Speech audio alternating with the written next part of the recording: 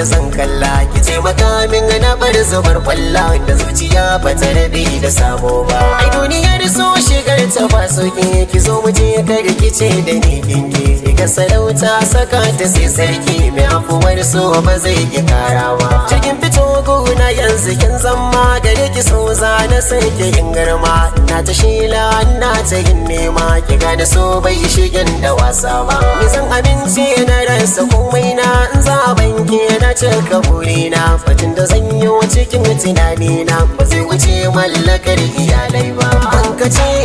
shimfidar fuska ta wuce ta tabarma kan kaudar ragi yanzu na shakarai na fansa na bai da gogarma ni a gonar san ki ne shuka gashi tsirrai suna ta allama dauzari da ce ki yau sakakin ciki bina gunga har dama yanzu ni na zamo makaho ne kuma na zamo fakurma ne ba da ji sannan ba da kallo ne sannan san kina gane ce da ni yayi zakiyar jimin zo taho na ce ki wanke min daga ciwon da an kafa min bai wuce tausasar tunani ba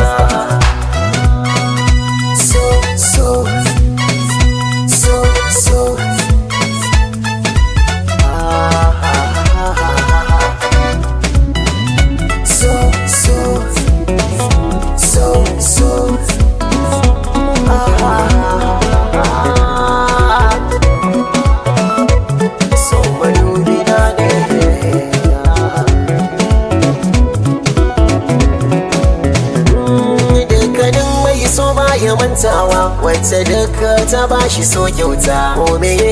in za da samuwa ita ce za ta halkinta so me za ya sani kokawa bayan ni ne ya gani gatawa lafazin soyin za da furtawa ke kadai ne nake ta yin duba idaniya ke suke gani so dan Allah so sannin magani na gane so yana zama cuta amma cutar sa rashin masoyi a ce garin masoyi baya nisa amma ni bina waya ya nisa inda har kin guje mini ai zan ji komai ma yayi min nisa na yi nisa ko da barke ki zo ki shayar da ni da kanki na zamo kamar maraya ai wanda bai samu tozaliwa idan da so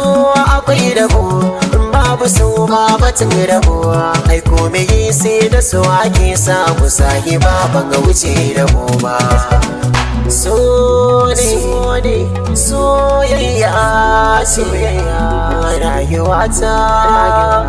so madubi so na da sahiba so na ce madubi na ne